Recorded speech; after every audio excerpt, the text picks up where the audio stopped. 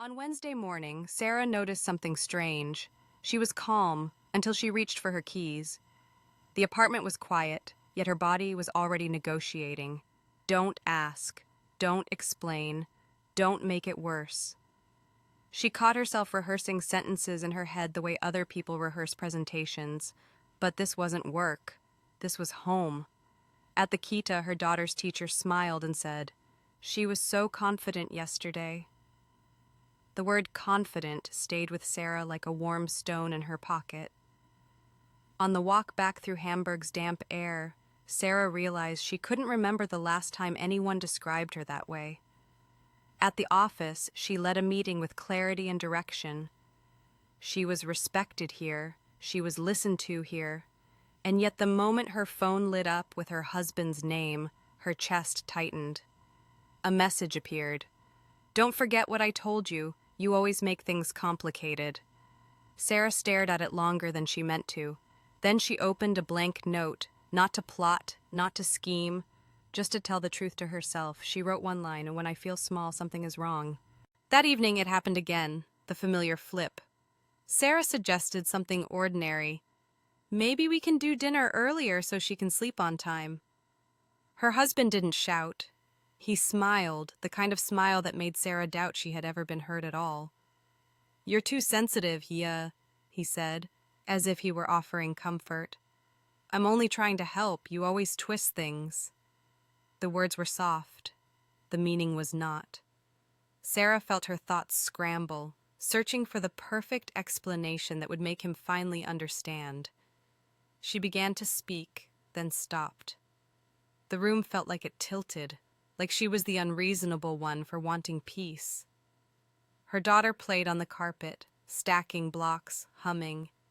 Sarah looked at the blocks and saw her own mind doing the same thing, stacking evidence, stacking memories, trying to build a tower tall enough to prove she wasn't imagining it. He continued, calm and certain. "If you listened to me, your life would be easier." Sarah nodded, almost automatically. Then in her chest, a small thought rose like a hand in a classroom. Helping doesn't feel like disappearing. Later, alone, she added to her note, "Gaslighting makes me argue with myself." The next day at work, Sarah watched herself move through problems like a skilled navigator. A teammate said, "Sarah, you always see the hidden risk, thank you." Another asked, "Can you decide the approach?" And she did, fast, clean, confident. On her lunch break, Sarah walked along a busy street near the water. Hamburg wind tugged at her scarf. She thought about her younger self, the Sarah who studied hard, moved countries, built a career, the Sarah who once laughed loudly, without permission. When had laughter become something she rationed? Her phone buzzed again. "Where are you?" "Answer." She typed, "I'm outside for lunch," then deleted it. Not because she was hiding anything, because she was tired of reporting her existence. Instead, she typed, "At lunch, back soon." Simple, neutral, immediately. "Why are you being cold? I'm just checking. You always assume the worst." Sarah stared at the message. It was like watching a trick performed in slow motion. Checking became accusing became her fault. She opened her note and wrote, "The pattern, I speak, I'm wrong, I explain, I'm blamed, I feel, I'm too sensitive." For the first time, she didn't feel crazy. She felt clear. That night, her husband criticized the way she folded the laundry. It should have been nothing. It never stayed nothing. He stood behind her and said, "You can't even do this right. Honestly, I don't know what you'd do without me." Sarah felt the old reflex. Prove your worth, explain your intentions, earn your right to exist. She turned, trying to keep her voice steady. "Please don't talk to me like that." He scoffed. "There you go again, making drama. You're too emotional." Something inside Sarah paused. Not broke. Paused. She noticed the move, the shift, the way her request for respect became a flaw in her character. Sarah looked at the clean laundry basket, then at her daughter's tiny socks. She imagined her daughter grown, bringing a gentle boundary to someone and being mocked for it. Her stomach turned. In the bathroom, she ran water and stared at her reflection. Maybe I am too sensitive, she whispered. Then she caught herself. Sensitive to what? To being insulted, to being dismissed, to being controlled? She breathed slowly and said, louder this time, "My feelings are information." And she wrote in her note, "When I ask for respect and get ridicule, it's not a misunderstanding, it's a pattern." On Saturday, Sara took her daughter to the park again. The river moved steadily, indifferent to anyone's mood.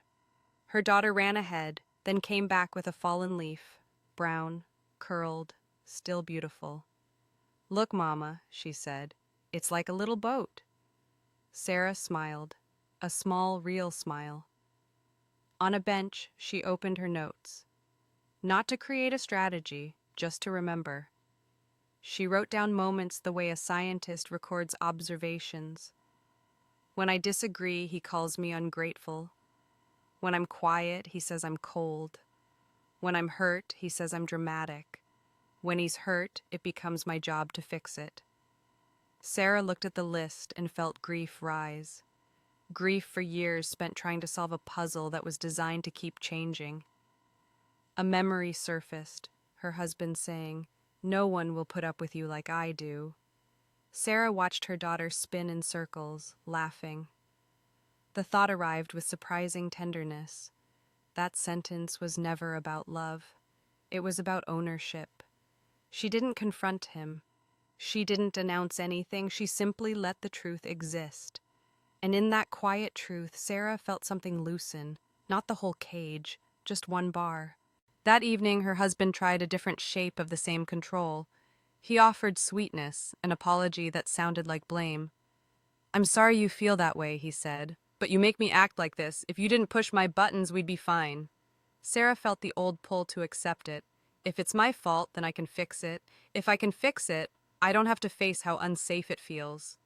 She looked at him and noticed her body, shoulders tense, breath shallow. Then she looked at her basil plant on the windowsill. It was greener now, small but stubborn. Sara said quietly, "I don't want to be blamed for your behavior." He frowned. "See? You're attacking me." Sara didn't argue the word attacking. She didn't chase his definition. Instead, she returned to her own. "I'm describing what happens." He stepped closer, voice sharpening. "You always think you're right." Sara almost laughed. Not because it was funny, but because it was familiar. The mirror trick. She simply repeated, calm as a closed door, "I'm describing what happens." When he walked away in irritation, Sara's hands shook. But inside, a new sentence formed. "I don't have to convince him to believe myself." She wrote, "Stop debating reality with someone who benefits from my doubt." The next week, Sara began noticing the pattern everywhere. Like once you learn a song, you hear it in the background of every room. At breakfast, you're dressing her wrong.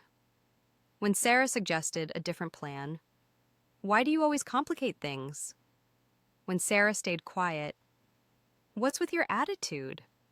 The words changed, the message didn't. Sara started doing something new. She named what she felt without judging herself for it. "I feel tense. I feel confused. I feel small."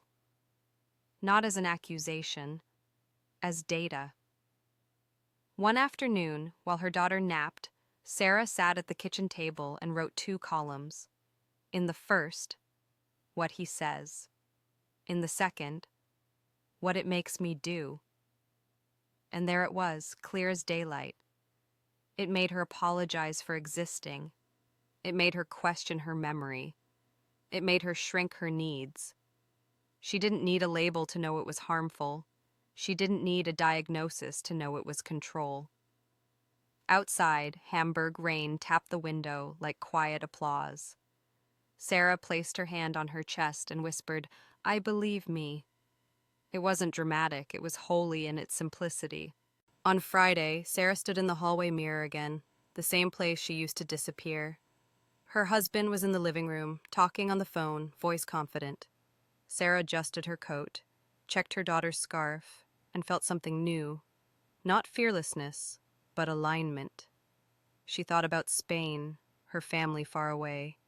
She thought about Hamburg, her work, her routines, the life she had built with effort and pride. She thought about her daughter, watching, learning what love looks like. Sara didn't have all the answers, but she had something more important, the ability to name what was happening. And naming it did something powerful. It broke the spell that said, maybe it's nothing. It broke the spell that said, maybe it's you. Sara kissed her daughter's forehead and whispered, "Mama is learning how to be brave." Her daughter smiled. "I'm brave too." Sara smiled back. In her pocket, her phone buzzed with another message, another attempt to pull her into confusion. Sara didn't rush to answer. She breathed. She chose clarity. Because clarity is power, and her feelings were data, and for the first time, that was enough.